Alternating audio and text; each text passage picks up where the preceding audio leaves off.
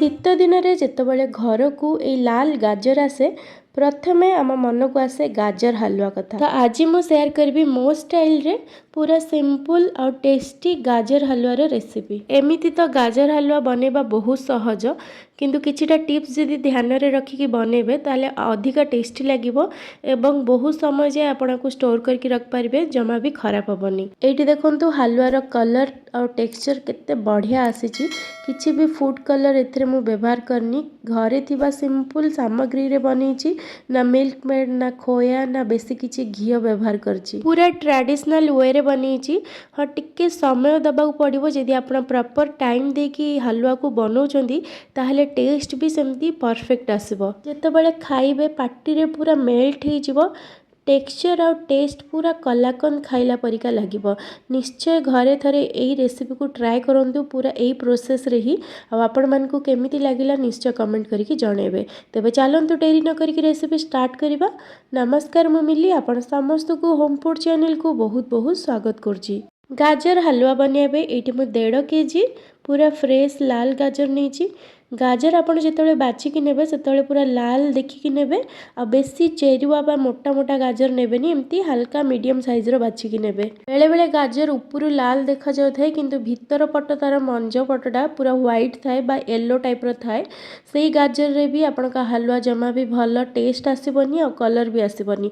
सेति पे ध्यान रखिकी भलो गाजर बाछिकी नेबे। तो एठी देखंतु गाजर रो चोपा छडेकी मु आकु धोई देइची, तापरे तार आग पछ को काटी देइची, देखि पड़थिबे।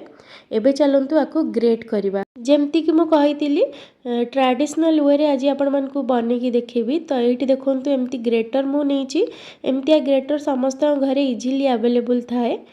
तो एमती ग्रेट करके बनैले आर टेस्ट बहुत बढ़िया आसे। टिके परिश्रम लगे एमती बनैले, किंतु आर रिजल्ट बहुत बढ़िया आसे।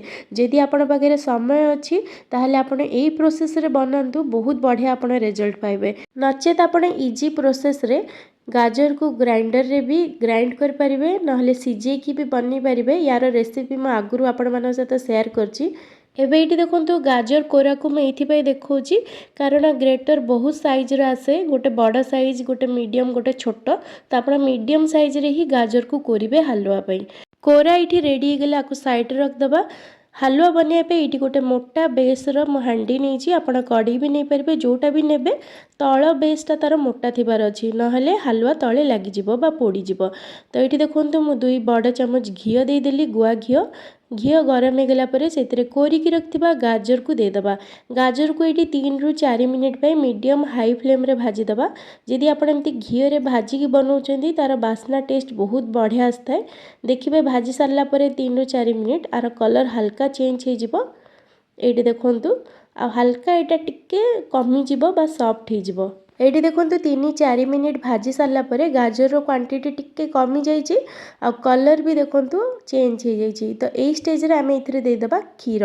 एठी मु 1.5 केजी गाजर नेची, ता पे एठी मु 3 लीटर पूरा फुल क्रीम खीर नोची। आपण जेते मलाई वाला खीर बा मोटा खीर नेबे सेते बढ़िया टेस्ट आसीबो। तो ये देखो क्षीर दे सारा पर आपको हाई फ्लेम रे फुटवा छाड़दबा।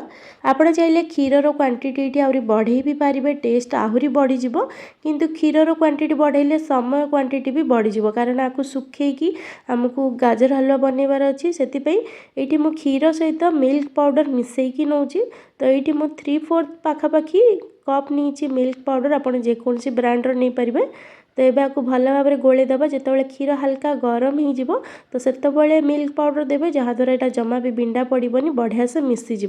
जदि आपण क्षीर टी बेसी पतला अच्छी तो आप मिल्क पाउडर क्वांटिटी टी बढ़े देवे बा डबल करदे। एमती तो आप क्षीर हो कि मिल्क पाउडर हो कि घी हो, जिते अधिका पकेबे सेते बढ़िया टेस्ट आसो। किंतु आपड़ यही मेजरमेंट रे बनातु, पूरा भोजी भली टेस्ट आसो। घी भी खूब कम लगे, मु 2 रु 3 चामच ही टोटाल हलवा घी व्यवहार करची, आ टेस्ट बहुत बढ़िया लगे। केते जण क्षीर क्वांटिटी कम देकी घीर क्वांटिटी अधिका देकी बनाती, किंतु मते पर्सनली क्षीर क्वांटिटी अधिका रहिले बेसी भल लगे।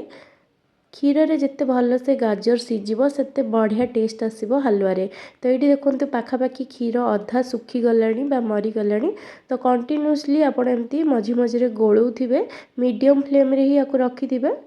ये देखंतु प्राय सुखी आसलानी क्षीर। केते गाढ़ा ହେଇଗଲାଣି ଦେଖିପାରୁଥିବେ।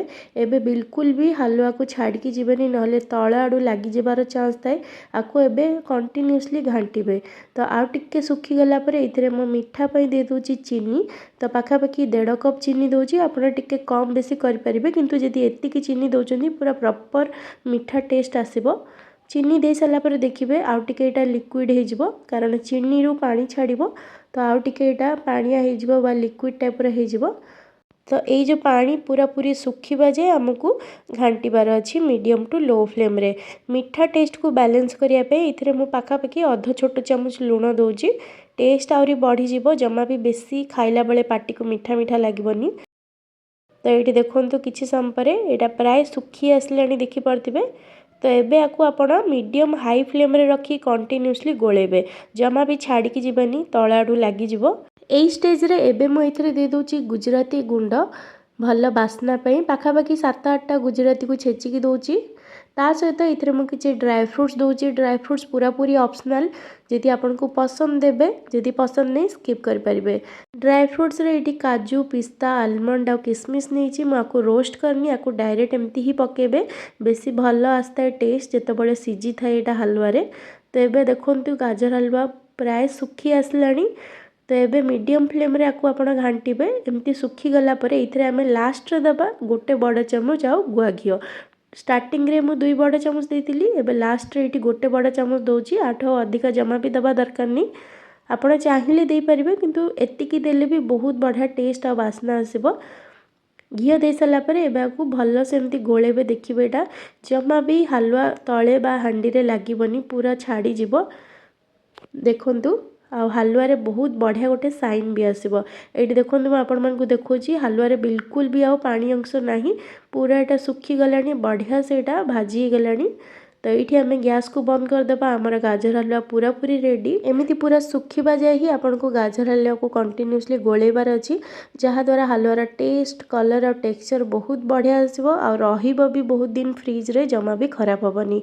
आशा करछि आजिर वीडियोटी आपण मानकु पसंद आस्तिबो। पुणी आसीबी गोटे नुआ रेसिपी नहीं कि। रहुछि धन्यवाद।